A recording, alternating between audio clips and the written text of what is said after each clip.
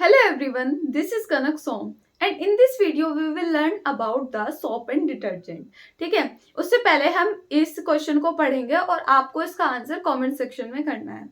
और आप next video किस चैप्टर पे चाहते हो वो मुझे बता देना, मैं फिर उसकी डेली अपलोड करती रहूंगी वीडियोस। तो जल्दी से बता देना, जल्दी से आज ही बता देना, तो फिर मैं नेक्स्ट वीडियो उस पर डाल दूंगी। ठीक है ना, जिस भी टॉपिक पे आपको चाहिए वीडियो। ठीक, अब आगे चलते हैं, ये क्वेश्चन पढ़ते हैं। क्वेश्चन क्या है, इसने कहा एक ऑर्गेनिक कंपाउंड ए है, कॉन्स्टिट्यूएंट जो बियर और उसकी कॉन्स्टिट्यूएंट है कौन कौन, बाइन और बियर। ठीक है, कंपाउंड ए, अब सोच लेना कौन है दिस कंपाउंड। और जब इस कंपाउंड को हम KMnO4 के साथ रिएक्ट मतलब एज अ कैटलिस्ट से लेते हैं तो एक कंपाउंड बनता है बी, एक कंपाउंड बनता है बी जो क्या कर देता है, ब्लू लिटमस को रेड कर देता है। तो हमें बताना है कंपाउंड ए कौन है और कंपाउंड बी कौन है और इसकी पूरी केमिकल रिएक्शन हमें लिखनी है। तो आप कमेंट सेक्शन में इसका आंसर देना। ठीक है, अब हम सोप एंड डिटर्जेंट अपना टॉपिक स्टार्ट करते हैं। सबसे पहले हम सोप और डिटर्जेंट के बीच में डिफरेंस पढ़ेंगे, दोनों के बीच में डिफरेंस क्या है। जैसे सोप क्या होती है, सोप होता है sodium and potassium salt of long chain of carboxylic acid. किसके सोल्ट होता है, long chain of carboxylic acid. Carboxylic acid को फैटी एसिड भी बोलते हैं। अब दूसरी तरफ डिटर्जेंट क्या है, detergent are the sodium salt of benzene sulphonic acid. देखो बेंजीन क्या होता है, ये इस तरह का स्ट्रक्चर, यहाँ ऑल्टरनेट पोजीशन पे डबल बॉन्ड होते हैं और सल्फोनिक एसिड होता है SO3H, है ना। तो अगर बेंजीन सल्फोनिक एसिड का अगर कोई सोल्ट है तो उसे हम क्या बोलेंगे, डिटर्जेंट बोलते हैं। ठीक है ना, तो आपको पता चल गया सोप क्या है। Soap are the sodium salt of long chain of long chain of carboxylic acid means fatty acid. और डिटर्जेंट क्या होता है, detergent are the sodium salt of long chain of benzene sulphonic acid. इसका ionic group हमारा क्या होता है, इसका आयनिक ग्रुप होता है COO माइनस चार्ज और यहाँ पे पॉजिटिव, और इसका क्या होता है SO3H, और यहाँ पर हमारा बेंजीन से हम डिनोट कर सकते हैं। ठीक है, या ये हम ऐसे लिख सकते हैं सोडियम सोल्ट, या तो ये इसका सोल्ट होगा। ठीक है, या फिर हम ऐसे भी लिख सकते हैं SO4 और माइनस Na। ठीक है, तो इसका आयनिक पार्ट जो होता है, जैसे इसका आयनिक पार्ट है COO माइनस Na प्लस, ऐसे ही इसका आयनिक पार्ट होता है ये सल्फेट, सोडियम सल्फेट आयन। ठीक है ना, तो ये चीज आपको क्लियर हो गई। ठीक, यहाँ पे लिख लेना ionic group is SO3 minus Na plus. और ये जो सोप होते हैं ये वो मतलब जब वाटर हार्ड हो मतलब खारा हो तब ये यूज नहीं होता, लेकिन डिटर्जेंट हमारे तब भी यूज हो जाता है इवन जब वाटर हार्ड होता है, मतलब खारे पानी पे भी डिटर्जेंट काम कर पाता है। ये बायोडिग्रेडेबल है और मोस्ट ऑफ द ये नॉन बायोडिग्रेडेबल होता है। बायोडिग्रेडेबल क्या होता है, जिन्हें माइक्रो ऑर्गेनिज्म फीड कर सकता है और उन्हें खत्म किया जा सकता है। नॉन बायोडिग्रेडेबल केमिकल्स होते हैं जिनको हम खत्म नहीं कर सकते नेचुरली। ठीक है ना, तो ये हमारी सोप क्या होती है, बायोडिग्रेडेबल, ये होता है नॉन बायोडिग्रेड। इनका वीक क्लींजिंग एक्शन होता है, इनका स्ट्रॉन्ग क्लींजिंग एक्शन होता है। ठीक है, आई होप आपको ये चीज समझ आ रही होगी, है ना। सोप आपने पढ़ लिया, डिटर्जेंट आपने पढ़ लिया। मुझे बताना what is soap, what is detergent, है ना, कमेंट सेक्शन में कमेंट करना। हमें मेनली ये वाले टॉपिक्स कवर करने हैं। सबसे पहले हम पढ़ेंगे सोप के बारे में, उसके बाद सोप को बनाया कैसे जाएगा मतलब सपोनिफिकेशन रिएक्शन, उसके बाद सोप को हम लैब में या फिर होम में घर पर कैसे बना सकते हैं सोप को, और स्ट्रक्चर ऑफ सोप को पढ़ेंगे, स्ट्रक्चर क्या होता है, फिर उसके बाद फॉर्मेशन ऑफ मिसेल्स पढ़ेंगे। ठीक है ना, ये सारे टॉपिक हमें कवर करने हैं। तो सोप क्या होती है, sodium and potassium salt of long chain of carboxylic acid. ये तो है, बस सोप में याद रखना है क्या है, सोडियम एंड पोटेशियम सोल्ट की लॉन्ग चेन है कार्बोक्सिलिक एसिड की। ठीक है ना, इसकी क्लींजिंग प्रॉपर्टी होती है वाटर में। दो एग्जांपल याद रखना, sodium stearate, sodium palmitate. Sodium stearate में क्या 1735, ये सेम ही तो है, बस ये C17H35 और ये 1331 मतलब 13 और 31, और यहाँ पर ये सेम ही रहना है। तो बस ये दो चीज याद रखनी है, ये सोडियम स्टीरेट है, ये सोडियम पाल्मिटेट है। इससे नेक्स्ट हम स्ट्रक्चर पढ़ेंगे। इससे नेक्स्ट हम पढ़ेंगे सोप का मैन्युफैक्चर, सोप बनाई कैसे जाएगी। ठीक है ना, तो हम क्या लेंगे, ऑयल और फैट। ऑयल और फैट मीन्स कोई एस्टर हमने लिया, ठीक है, उसको हम तोड़ देंगे, किसको साथ में लेके, एक एल्केली मतलब एक बेस को लेके उसको हम तोड़ देंगे, ब्रेक डाउन कर देंगे हीट करने के बाद, तो उसके बाद हमारी सोप बन जाएगी और साइड प्रोडक्ट जो मिलेगा वो मिलेगा ग्लिसरॉल। इससे पहले वीडियो में लास्ट पार्ट में मैंने यहीं पे छोड़ा था कि जब हम हाइड्रोलिसिस करते हैं एस्टर का किसके साथ, NaOH के साथ करते हैं, तो हमारी सोप बन जाती है और बाहर क्या निकल जाता है, अल्कोहल निकल रहा था। तो बस आपको यही याद रखना है, सोप कैसे बनाएंगे, फैट और ऑयल का क्या कर देंगे, किसके साथ, हम हाइड्रोलिसिस मतलब तोड़ेंगे इसको, तो हम इसे एल्केली के साथ तोड़ेंगे और इसको ना हम कास्टिक सोडा भी बोलते हैं, क्या बोलते हैं, कास्टिक सोडा, और इसको हम सोडियम हाइड्रोक्साइड भी बोलते हैं, क्या बोलते हैं, सोडियम हाइड्रोक्साइड, ठीक है ना।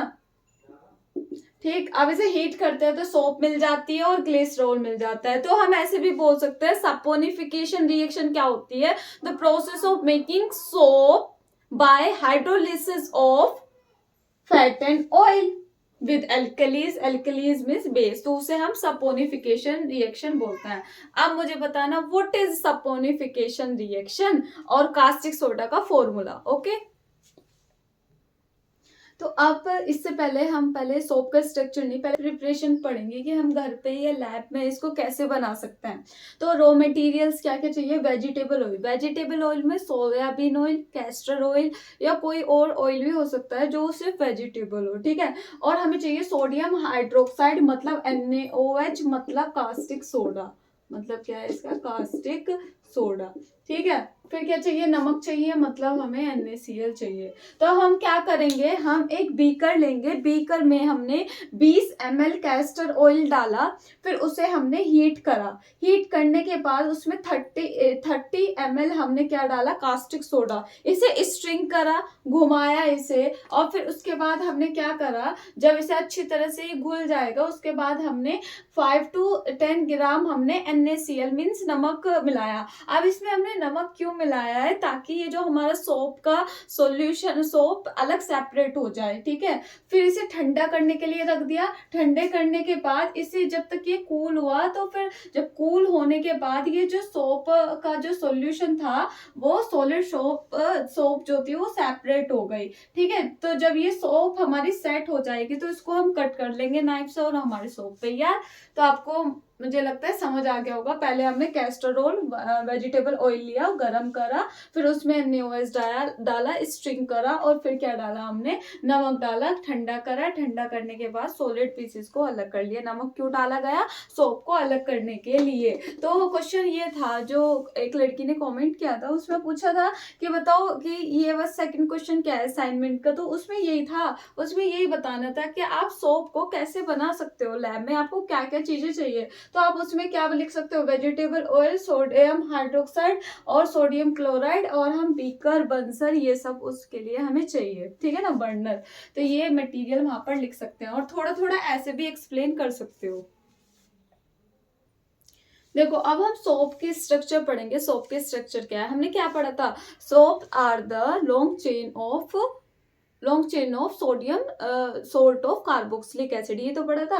तो लॉन्ग चेन किसकी है, हाइड्रोकार्बन की। हाइड्रोकार्बन को देखो, हाइड्रोकार्बन को ना, जैसे मैंने ये ऐसे लाइन खींच दी तो इसका मतलब होता है एक कार्बन यहाँ है, एक कार्बन यहाँ है, मैंने ऐसे कर दिया तो इसका मतलब है एक कार्बन यहाँ, यहाँ कार्बन, यहाँ कार्बन, यहाँ कार्बन, यहाँ, और इससे हमारे हाइड्रोजन जुड़े हुए हैं, ठीक है। तो आई होप आपको ये चीज पता होगी, ठीक है। तो ये इसमें जो सोप बनी होती है दो पार्ट से बनी होती है, एक तो उसका होता है आयनिक वाला पार्ट और एक होता है हमारा नॉन आयनिक पार्ट। कैसा पार्ट, नॉन आयनिक पार्ट, ठीक है। नॉन आयनिक पार्ट हमारा लॉन्ग हाइड्रोकार्बन चेन होती है, ठीक है। और ये ऑयल में क्या होती है, ऑयल में सोल्यूबल होती है। ये किस में होती है, ऑयल में सोल्यूबल होती है, सोल्यूबल इन ऑयल। तो अब क्या होता है कि ये जो आयनिक वाला जो पार्ट होता है ये क्या होता है, वाटर में सोल्यूबल होता है, मतलब ये हाइड्रोफिलिक पार्ट होता है। कैसा, हाइड्रोफिलिक। हाइड्रोफिलिक का मीन्स क्या, वाटर लविंग, वाटर लविंग ये पार्ट होता है, पानी से प्यार करता है ये। और ये वाला जो पार्ट होता है ये हाइड्रोफोबिक होता है। हाइड्रोफोबिक का मीन्स क्या होता है कि ये हेट करता है पानी से, मतलब वाटर रिपेलिंग है, या फिर वाटर हीटिंग लिख सकते हैं। क्या है ये? वाटर हीटिंग है, पानी से ये नफरत करता है। तो ये चीज आपको पता चल गई कि सोप के दो पार्ट है, एक आयनिक पार्ट, एक नॉन आयनिक पार्ट। आयनिक पार्ट जो है वो वाटर में सोल्यूबल होता है, और आयनिक पार्ट क्या है? ये long chain of sodium salt of carboxylic acid, मतलब NaCOO माइनस, ये हमारा आयनिक पार्ट है। बाकी का हाइड्रोकार्बन पार्ट है। तो ये वाला जो होता है ये ऑयल में सोल्यूबल होता है, ये वाटर में सोल्यूबल होता है। मींस ये हाइड्रोफिलिक है, मतलब वाटर लविंग है, और ये क्या है? हाइड्रोफोबिक है, मतलब वाटर हीटिंग है। ये आप लैंग्वेज लिख लोगे, ठीक है, कि सोप दो पार्ट से मिलकर, soap is made up of two part है, that is ionic and that is non ionic, और फिर आप ये सारी बातें उसमें लिख देना। अब हम मिसेल की फॉर्मेशन पढ़ेंगे। अब देखो क्या होता है कि फॉर्मेशन ऑफ मिसेल्स, तो जो हाइड्रोकार्बन पार्ट होता है सोप मॉलिक्यूल का, वो सोल्यूबल होता है ऑयल में, डर्ट में। मैंने यहाँ पे इसे ऑयल बनाया है और डर्ट समझो इसे। तो हमारा जो कार्बन का, इस तरह से हम इसे ऐसे सोप के मॉलिक्यूल के ऐसे आइडेंटिफाई करेंगे। ये वाला पार्ट कौन सा? क्या है ये? हाइड्रोफोबिक वाला, मतलब ऑयल से अटैच होने वाला। तो ये वाला पार्ट किसके पास जाएगा? डर्ट के पास, इसके साथ अटैच होने। और ये वाला आयनिक पार्ट वाला पानी की तरफ जाएगा, ये जो वाटर है ये पानी की तरफ जाएगा। सॉरी, मतलब कि ये जो आयनिक वाला पार्ट है ये किसमें? पानी की तरफ को डिसोल्व, क्योंकि ये वाटर सोल्यूबल है। और ये हाइड्रोकार्बन चेन डर्ट से अटैच होगी, ठीक है। तो इस तरह का मॉलिक्यूल, ऐसी ऐसी स्ट्रक्चर बन जाएगी। तो इसी स्ट्रक्चर को spherical aggregate of soap molecule in the solution in water is called micelle, इसी मिसेल बोला जाता है। देखो होता क्या है कि ये जो हाइड्रोकार्बन वाला पार्ट होता है, ये जो कपड़ा है, कपड़े पे जो डर्ट है उसको अपने एंट्रैप कर लेता है, ले लेता है।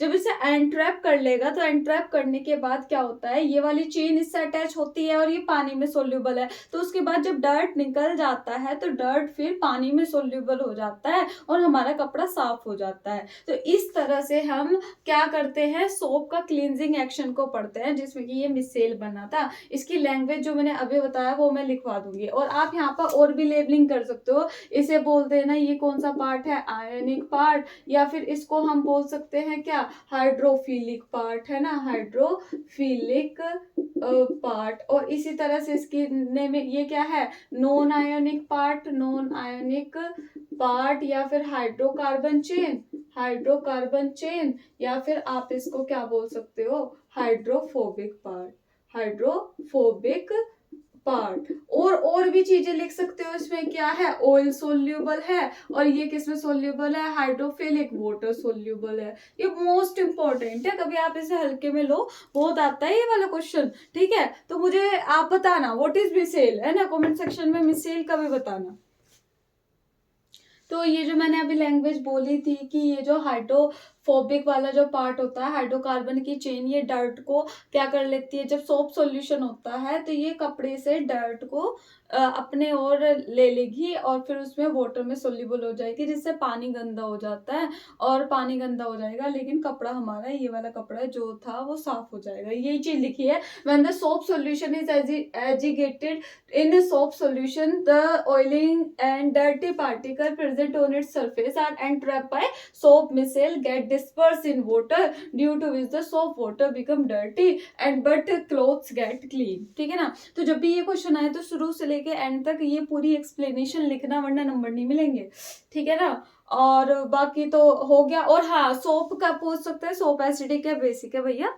सोप बेसिक होती है क्योंकि उसमें हमने कास्टिक सोडा ही तो डाला था। जब हमने कास्टिक सोडा उसमें डाला, मतलब NaOH, वो क्या है? बेस है। तो हम इस पे, इसके लिए फिनोफ्थिलीन का यूज कर सकते हैं। फिनोफ्थिलीन कलरलेस होता है, एसिड में वो कलरलेस ही रहता है, बेस में वो पिंक कलर देता है। अगर हम फिनोफ्थिलीन को सोप के सॉल्यूशन में डालेंगे और अगर वो पिंक हो गई है तो इसका मतलब है वो बेसिक है, ठीक है ना, समझ गए ना।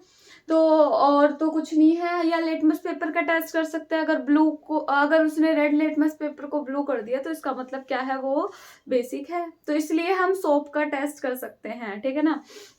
और अगर कोई चेंज नहीं होता तो इसका मतलब है कि उसमें, क्योंकि बेस भी हार्ड वाला ही स्ट्रॉन्ग बेस है, NaOH कोई ऐसा वीक बेस नहीं होता, तो हम इसके लिए टेस्ट कर सकते हैं। क्वेश्चन में काफी बार पूछे भी गई है। बाकी यही था, ये सारा चैप्टर था, और ये पूरे असाइनमेंट वही है, सारे असाइनमेंट करो, पूरी शुरू से वीडियोस देखो, प्लेलिस्ट में जाओ, वहां से वीडियो देखो, और प्लीज कीप शेयर। और तो कुछ नहीं है। बाकी मुझे चैप्टर बताओ, जिस चैप्टर पे नेक्स्ट वीडियोस चाहिए मुझे और आपको, ठीक है ना। Thank you.